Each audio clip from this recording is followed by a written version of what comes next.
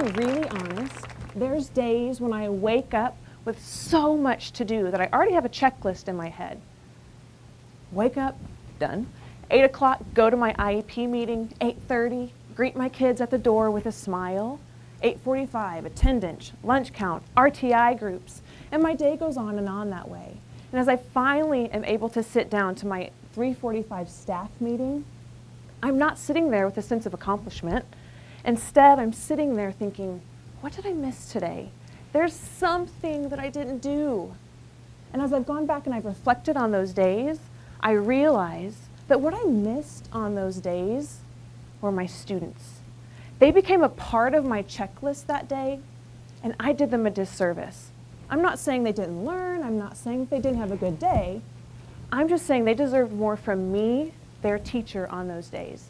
They deserved someone who was present fully and not distracted, thinking 2 steps ahead. And I think, how did I let this happen? I was prepared, I had good intentions, I made a checklist.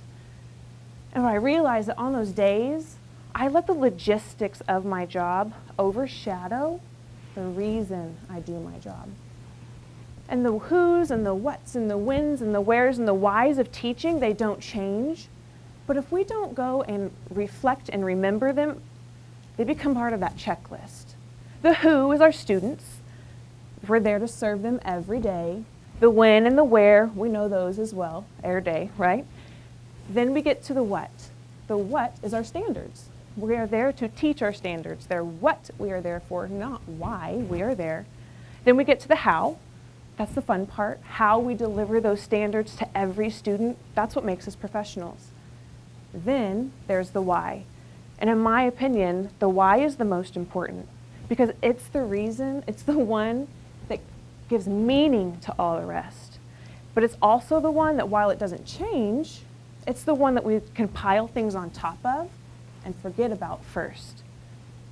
And as my husband was driving us home from a trip recently, and I just grabbed some pencil and paper out of my car that's been there for years and was penciling my ideas down, and I just randomly stopped and read the pencil that I was writing with.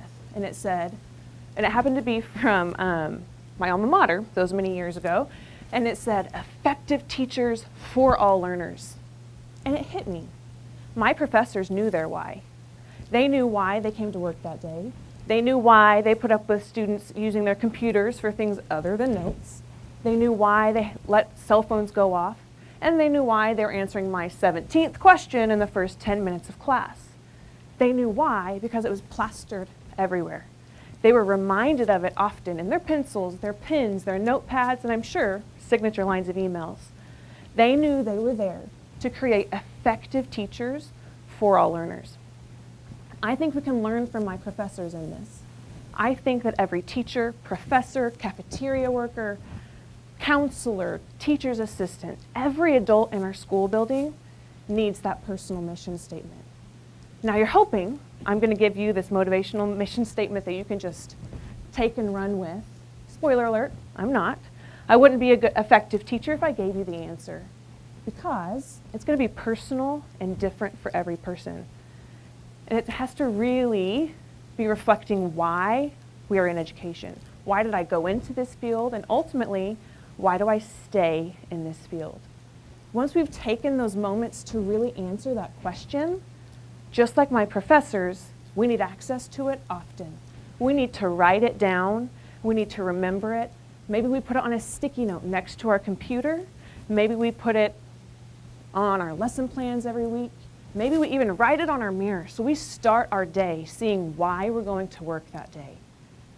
It doesn't have to be cute. It doesn't have to be poetic. It doesn't even have to be long. It just needs to be genuine and really answer that question, why am I in education? So if we go back to my checklist, I asked the question, how did I let this happen? In all honesty, I woke up those mornings saying, as a meeting goer, who happened to teach along the way.